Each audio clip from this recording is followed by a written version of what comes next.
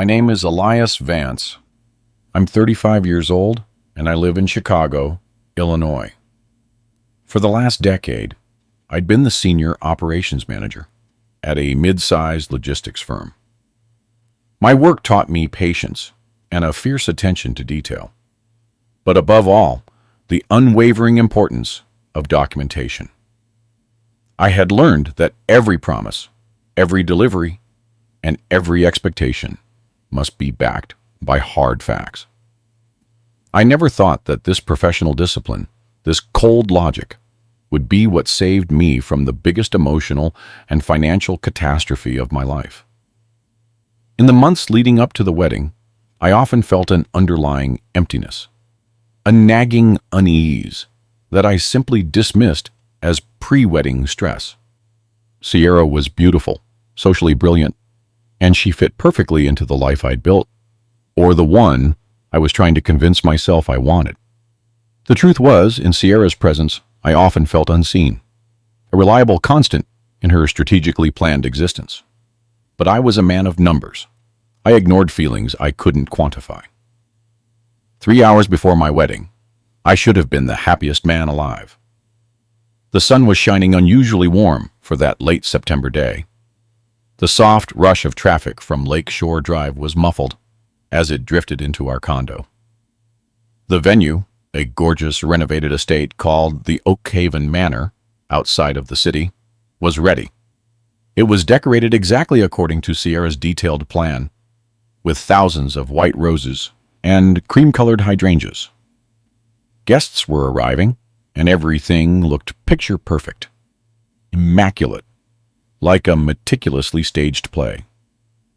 Sierra Albright, my fiancée of 2 years, was downtown at an expensive salon in the Gold Coast with her bridesmaids. I imagined her flawless preparations, the expensive perfume, the high-end lace of her dress, the perfectly manicured hands that would be mine in just a few hours. I was back at our condo with my 2 closest friends, Mason and Julian. Julian, who had recently gone through a painful divorce, looked at me with a mix of envy and apprehension. He had warned me, subtly but emphatically. Be careful, Eli.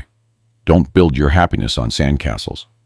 I thought I had the foundation, but it turned out to be sand. I had just smiled at him, thinking he was simply bitter. We had come back to grab the handwritten vows from our bedroom.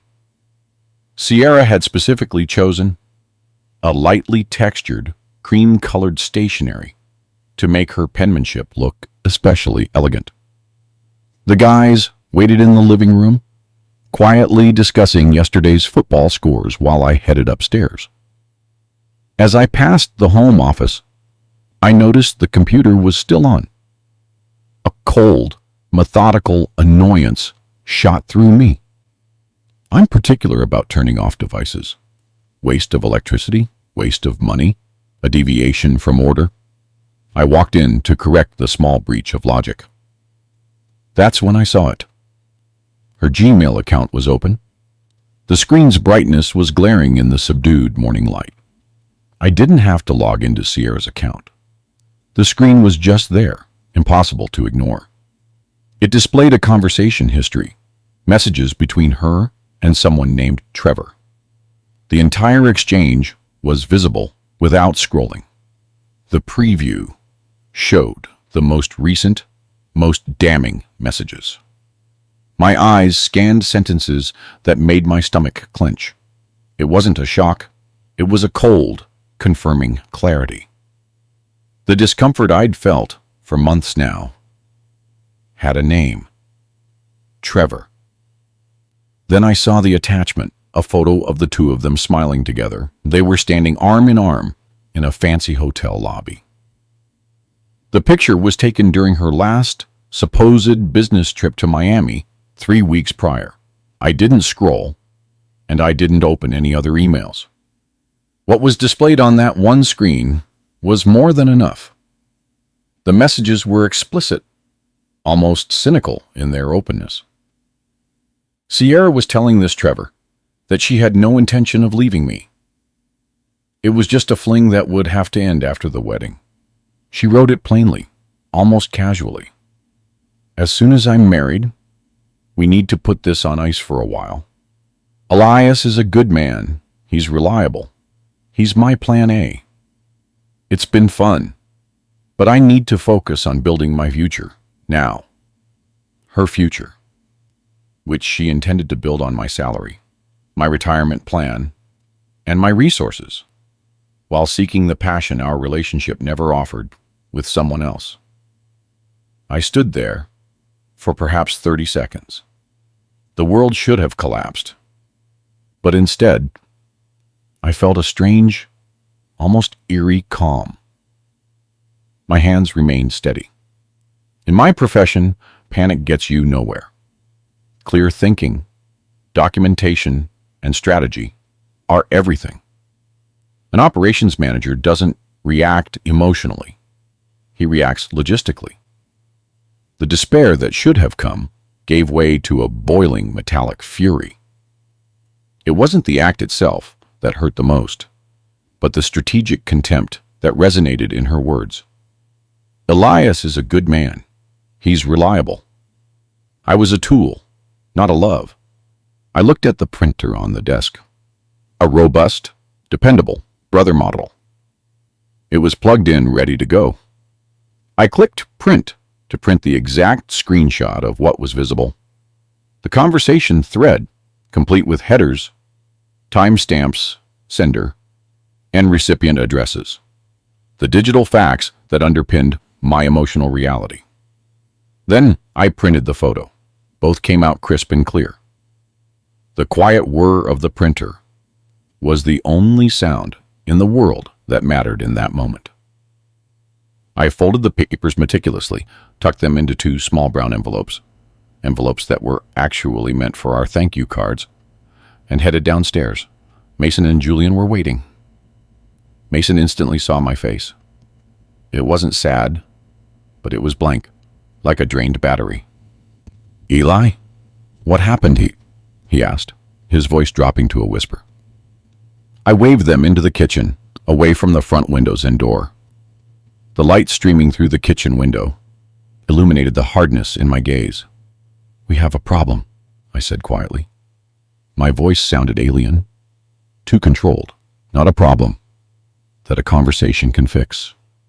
A problem that requires a strategy." I pressed the envelopes into Mason's hand. "Don't open these now. At the ceremony, when I give you a sign, discreetly distribute these to the guests. 1 envelope for each side of the aisle. Listen, this is not a joke. These are the evidence." Julian, the man who had just lost his own world of illusion, frowned. "Evidence for what, man?" "Trust me," I said. "This is the most important thing you'll do today. Just do it after I have said what I need to say. At the altar." They exchanged looks, 15 years of friendship being tested in a single moment of decision. They nodded. Mason, the pragmatist, said, "We got your back. Whatever it is, we're in." I retrieved the vows from the bedroom. They felt meaningless now, just words on expensive paper. The words loyalty, eternal love, and trust sounded like hollow echoes in my head. We drove to the Oak Haven Manor. The ride took about 20 minutes. The world outside was bright, but my inner world was covered in a cold shadow. I didn't say much. Mason drove, and Julian sat in the back. The silence in the car was thicker than any noise. The Oak Haven Manor, a place of romantic illusion. The air smelled of freshly cut grass, expensive perfume, and the thousands of white roses Sierra had chosen. That scent, which once symbolized purity, now smelled like a bitter, overwhelming falsehood. About 120 guests filled the chairs. They were lined up on the lawn, the sun warming their faces. I stood in my tux at the altar and waited. I saw my mother, Estelle Vance, and my father, Robert Vance, in the front row. My mother had never completely trusted Sierra. There was a maternal intuition that I had dismissed as her being too cautious. Now I understood that she had seen the arrogance in Sierra's eyes that I had ignored. The music began, Pachelbel's Canon in D, Sierra's choice. She appeared at the end of the aisle, breathtaking in her white gown, the lace seeming to glow in the sunlight. Everyone stood. She walked towards me with the self-assured smile I had fallen for 2 years ago, a smile that was now a mask of strategic calculation. When she reached me, she handed her bouquet to her maid of honor and took my hands. Her skin was warm, her grip firm, her eyes shone with excitement. The justice of the peace began the ceremony. Every formal cliché, every speech about the sanctity of the union was a wave of ice-cold irony. I looked at Sierra. Was there even a flicker of regret in that moment for her betrayal? Or only relief that her plan was nearly complete? Finally, we came to the vows. Sierra went first. She spoke beautifully about our future, about trust and loyalty, about how happy she was to have found me. Her voice was tender, and her tears came at precisely the right moment. It was a masterpiece of deception. Every word about trust and eternal love was like a stab into my soul, but I remained motionless. It was as if I was avoiding a car crash with a perfect maneuver. Then it was my turn. I looked at Sierra. Her eyes were expectant, waiting for me to match her eloquence. The audience held its breath. Absolute silence. "Sierra," I began, my voice firm, clear, but completely devoid of anger. The coldness in my stomach had transferred into my voice. When we started this journey together, I believed we shared the same values: honesty, loyalty, respect. These are the foundation of any true partnership, foundations that are non-negotiable because they are the basis of our future. She smiled and squeezed my hands tighter. "But I learned something important today," I continued, and I felt her grip slightly loosen. "I learned that not everyone says what they truly mean. Not everyone keeps their promises, and sometimes the person standing right in front of you is not who you thought they were. They are only an actress playing the role of a lifetime." Her smile completely vanished. Confusion, which would soon turn to sheer terror, flashed across her face. "So, when you ask me if I take you to be my lawfully wedded wife," I said, turning to the justice of the peace, without letting go of Sierra's hands to maximize the suspense, "my answer is no. With absolute and irrevocable certainty, no." The crowd broke into disbelieving gasps, a single, muffled sound that swept across the lawn. Sierra's mouth opened. She looked at me, not with sorrow, but with animalistic panic. "What?" she whispered, her voice cracking. "Elias, what are you doing? You're ruining everything." "I'm doing what I should have done the moment I discovered the truth," I said, my eyes fixed on hers. "I found your Gmail account open this afternoon. The conversation with Trevor, the pictures from Miami, the messages where you explicitly stated that you planned to continue meeting him and only stop after our wedding, the messages where you referred to me as reliable and said you needed to focus on building your future with my resources." Her face went chalk white. The carefully applied makeup suddenly looked harsh and mask-like. She let go of my hands as if they were burning her. "I didn't look for it, Sierra. It was simply on the screen, and I documented everything." I nodded to Wutya and Julian. That was the sign. They stood up and began moving through the crowd, distributing the envelopes. The guests opened them first, confused, then shocked. The rustle of paper, growing louder than any spoken word, filled the space. Then silence. Absolute, booming silence, broken only by the gentle sound of the fountain in the garden.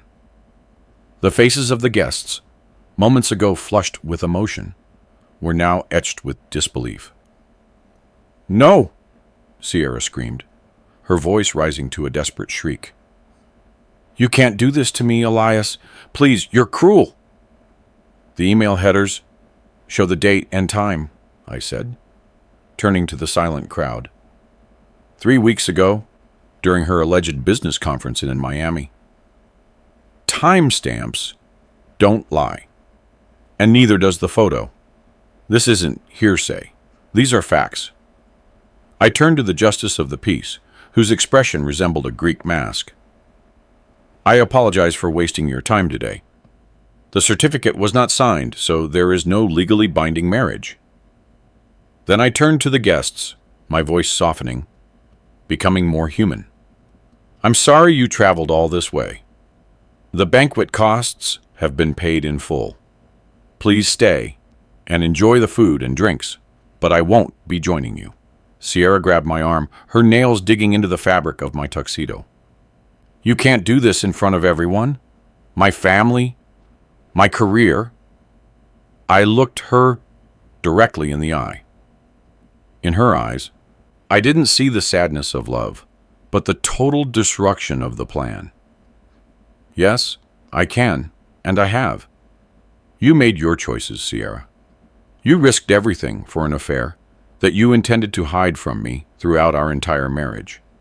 I am merely ensuring that everyone knows who you truly are before I legally commit myself to you.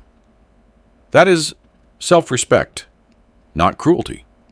Her mother, Mrs. Albright, a proud woman in an elegant dress, rushed forward, her face red with anger and humiliation. The family feud ignited in the glow of the white roses. "How dare you humiliate my daughter like this?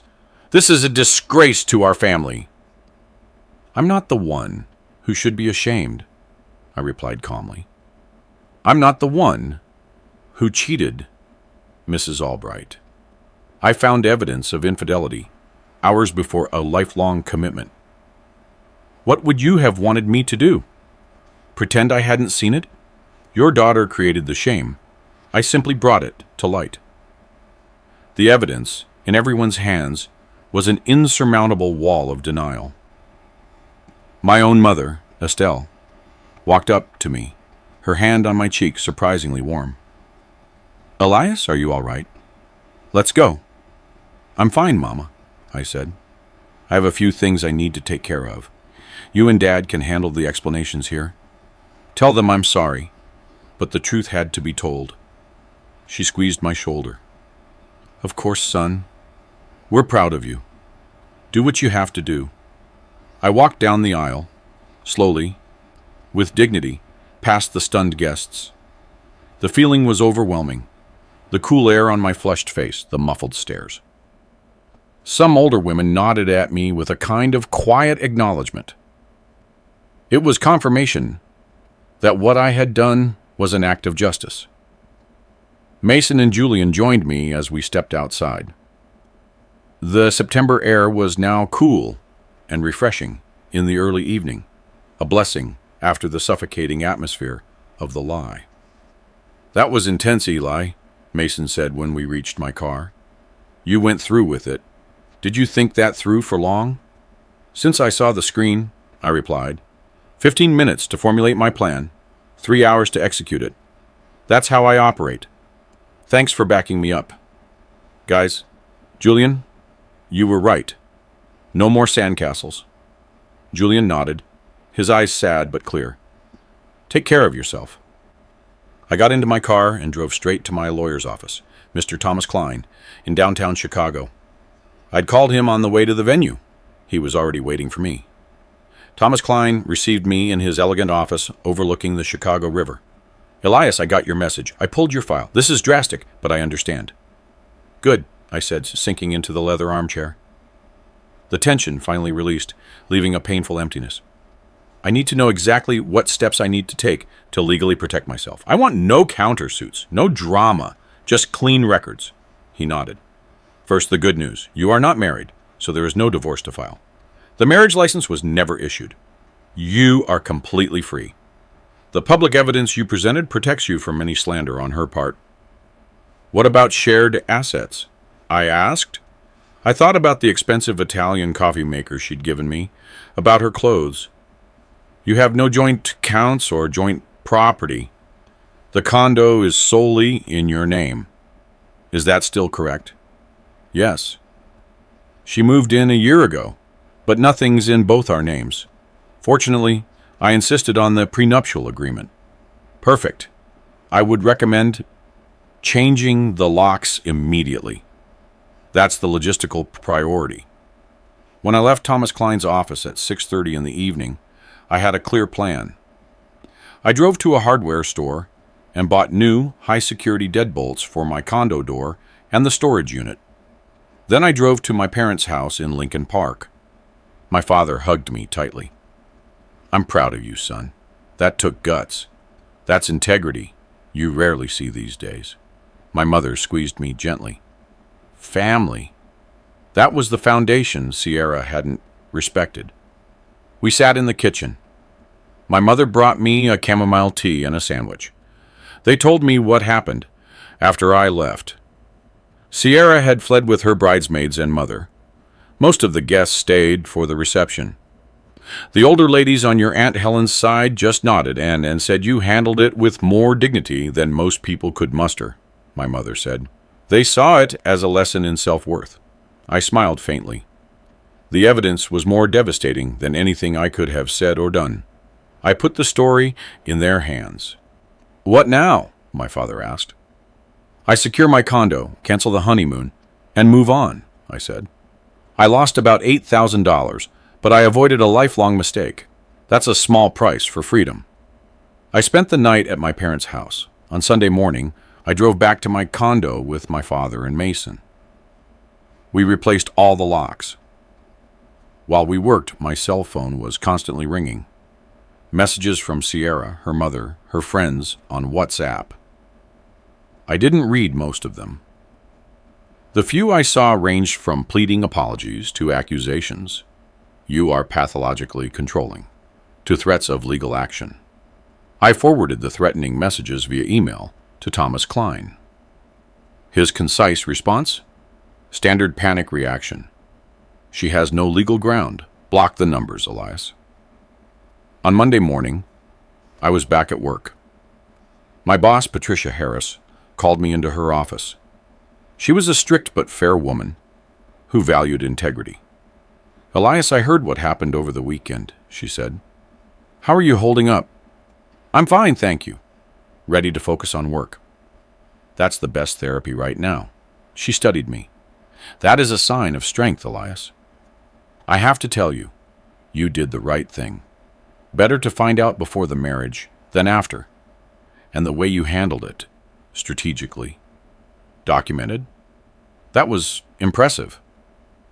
Her praise felt better than any sympathy. It was a confirmation of my character. The following week, Sierra's mother, Mrs. Albright, called my cell phone. Her tone was now pleading, no longer angry. Elias, we need to talk. We have to find a second chance for Sierra. She's devastated. I kept my voice calm. My answer was a cool analysis of the situation. I found evidence of ongoing infidelity hours before our wedding. She didn't regret doing it. She regretted being caught. That's the difference between remorse and strategic damage. She's devastated. Her life is ruined. That is a consequence of her decisions, not mine, I said. You are cruel. No, Mrs. Albright. I am rational. Your daughter betrayed my trust in the worst possible way. I merely ensured that everyone knew the truth before I legally bound myself to someone who didn't respect me. That is a lesson she must learn now.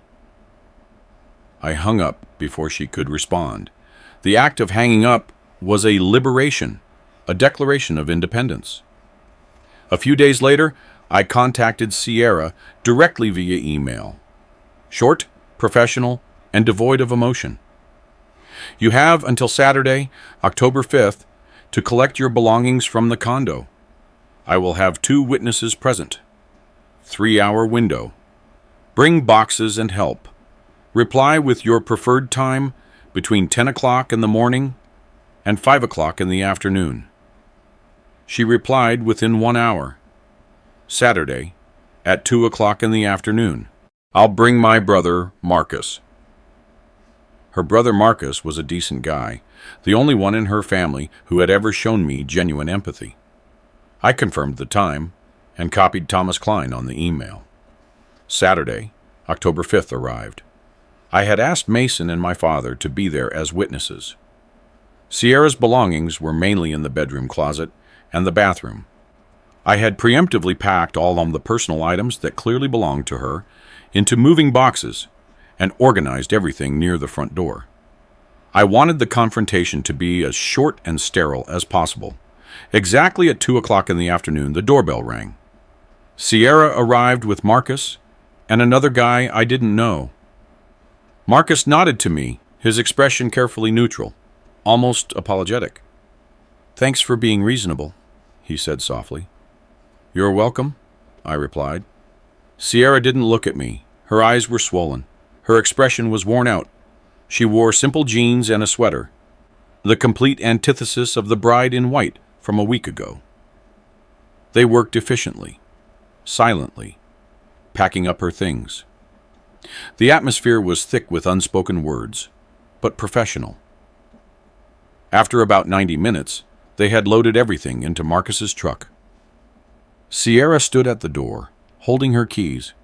She placed them on the entry table, as if she were laying down a weapon. "I'm sorry," she said, her voice barely audible. She looked at me for the first time, total capitulation in her eyes. I never wanted it to come to this. I was desperate. I looked straight at her. The emotional depth she showed now was the depth of the failed strategy, not of broken love, the desperation of the caught. You wanted every part of it until you got caught, Sierra. You didn't regret cheating on me. You regretted that I found out. You risked your future because you believed I was too naive to see the signs. That isn't desperation. That's strategic arrogance. Her eyes filled with tears. That's not fair. I thought you would forgive me. I thought we could... What you did wasn't fair either, I interrupted her. But we both have to live with our decisions now. I've made mine. You made yours. Goodbye, Sierra.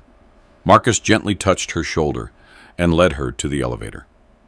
My father closed the door behind them. Well done, son. Now, the new life can begin. The word rebirth echoed in my head. In the following weeks, my life gradually normalized. The pain gave way to a strange, almost euphoric lightness. I was liberated. Work remained constant through October and November. I took on extra projects, partly to stay busy, and partly to position myself well for the annual review cycle. Patricia Harris noticed. She told me, Elias, you are more focused than ever. The drama is gone, and your performance has soared. I also started running again, 3 miles every morning before work, along the lakefront trail. It cleared my head and gave me energy. The cold, damp Chicago air smelled like a new beginning. My friends supported me. Mason invited me to a Blackhawks game against the Detroit Red Wings at the United Center at the end of October. We screamed our lungs out and drank some local craft beers.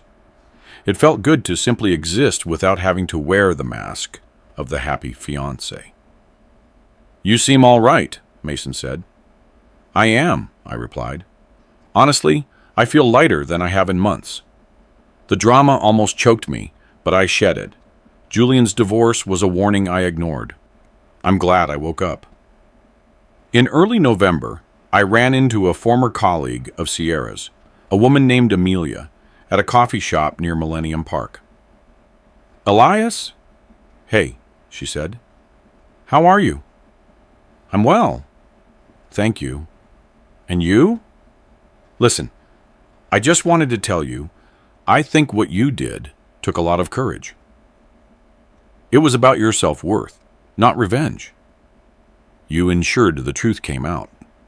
I appreciate that. It wasn't about punishing her. It was about protecting myself and ensuring everyone understood why I couldn't proceed. Loyalty is my currency, and she paid with counterfeit. She nodded. For what it's worth, I think most people understood that. She paused. Once the story got around, some of us who worked with her weren't entirely surprised.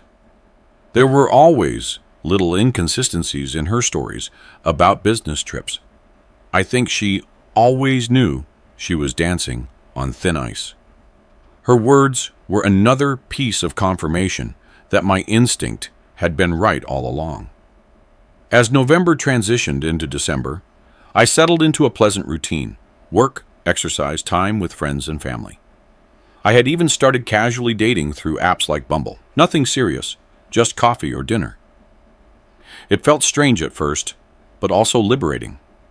I was looking for honesty, not perfection. Christmas was quiet, but beautiful. I spent it with my parents and my younger sister, Amara, who had flown in from New York. Amara, who always had a keen eye for emotions, pulled me aside briefly. "You look happy," she remarked. "Happier than you were before the wedding. It's like you've shed a heavy burden." "I think that's true," I admitted. "Turns out, removing toxic people from your life does wonders for your mental health. It's not revenge. It's self-respect that gives you your wings back." She smiled. Rebirth. The new year brought changes at the firm. Patricia Harris announced her retirement in January 2025, effective at the end of March. The position of Chief Operating Officer, managing the entire operations division, was my chance. The interview process was rigorous. 3 rounds, including a presentation to the executive team. I focused on facts, logistics, strategic efficiency, everything Sierra had lacked in our private life. In early March, I got the call. I had been selected as the new COO for operations, effective April 1st. The position came with a salary increase to $125,000 annually, plus performance bonuses. This was the result of my focus, my unwavering loyalty to my work, which Sierra had never shown in our relationship. My father took me out to celebrate at a fancy steakhouse in the Chicago Loop. "This is what happens when you focus on what's important, Elias," he said, raising his glass. "You built something real instead of chasing distractions. The integrity you showed at the church has professionally rewarded you." He was right. The last 6 months had taught me the value of clarity and priorities. I had removed the noise, the drama, the relationship that had been draining me unseen. At the end of March 2025, I heard that Sierra Albright had left Chicago. She had moved to Los Angeles for a fresh start, hoping to rewrite the story there. I felt nothing about it. Neither satisfaction nor sadness, just indifference. She was part of a past I had left behind. The chapter was closed. April brought warmer weather and my new role. My first major initiative was optimizing our supplier relations. I also began mentoring younger employees. 2 junior managers showed real potential. I made it a point to give them opportunities to lead projects. Watching them grow reminded me of my own path and how essential an honest foundation is. In July, I met an interesting person, a teacher named Amelia, who shared my love for hiking and craft beer. We went out a few times, sharing open conversations about our failed relationships. Amelia had also experienced betrayal. Ultimately, we decided we worked better as friends. There was no drama, no bad feelings, just two adults communicating honestly. A blessing I hadn't known a year earlier. In August 2025, Mason got engaged to his longtime girlfriend, Hannah. At the engagement party, Mason pulled me aside. "I know this might sound strange, given everything that happened with you and Sierra," he said, "but I want you to be my best man. You showed what it means to be true to yourself, even when it hurts." "It would be an honor," I replied without hesitation. "Your relationship with Hannah isn't like what I had with Sierra at all. You two genuinely communicate. You respect each other. That's the real gold coin." As fall approached, I reflected on where I had stood 1 year before. In September 2024, I was just weeks away from marrying someone who didn't value me. Finding those emails had been the best thing that could have happened to me. It was brutal and painful, yes, but it was also clarifying. It forced me to make a real-time decision with perfect information, and I had made the right one. The public nature of the revelation had been necessary. Had I simply canceled the wedding privately, Sierra would have controlled the narrative, painting herself as the victim. Instead, I presented facts, email headers, timestamps, photos, objective evidence that required no interpretation. I had reclaimed my dignity and my story. In early September 2025, exactly 1 year after the almost wedding, I treated myself to a nice steakhouse in the Chicago Loop, the same one where my father had celebrated my promotion. I ordered a New York strip and a glass of good red wine. I sat alone, enjoying the meal and the view of the carefully trimmed hedges in the courtyard, which reminded me of the order I had restored to my life. My cell phone vibrated with a message from my sister, Amara. "Happy anniversary to the best decision you ever made. Celebrate your rebirth." I smiled. The word rebirth hit home. As I finished my meal, I thought about the lessons I had learned. The lessons I would pass on to any man or woman in a similar situation. Trust your gut. Legally protect yourself before opening your heart. Document everything. And don't let emotions override logic. Value yourself enough to walk away from people who don't respect you. And when you find the truth, act decisively, even when it's uncomfortable. I had built a good life in the years since that September day. A better career, stronger friendships, clearer priorities. I was content with who I was. The waiter brought the check. I paid, left a generous tip, and stepped out into the cool September evening. The lights of Chicago glittered, and the air smelled of autumn, fresh and full of possibilities. 3 hours before my wedding, I had found proof that the woman I was about to marry was cheating on me. I had chosen to act with clarity and purpose. I documented the truth, publicly canceled the marriage, and legally protected myself. People called it revenge. I called it self-respect and strategic self-preservation. I had used the tools available to me to exit a doomed situation with minimal damage. Sierra had gambled that she could have it all, the affair and the stable marriage. She lost that bet spectacularly. I had won by walking away, and 1 year later, I was still winning. That was the true, liberating vengeance. I finished my drink, rinsed the glass, and went to bed. Tomorrow was Monday, a new week, a new opportunity to keep moving forward. The past was settled. The future was mine to build. And that was more than enough. Did you like my story? If you listened till the end, drop a number 1 in the comments. If you enjoyed it, you can support me by liking the video and sending a small tip. I've got lots of other life stories like this on my channel, so make sure to subscribe and check them out. I've added 2 new stories on screen that everyone loves. Thanks for being here. See you in the next one. With love.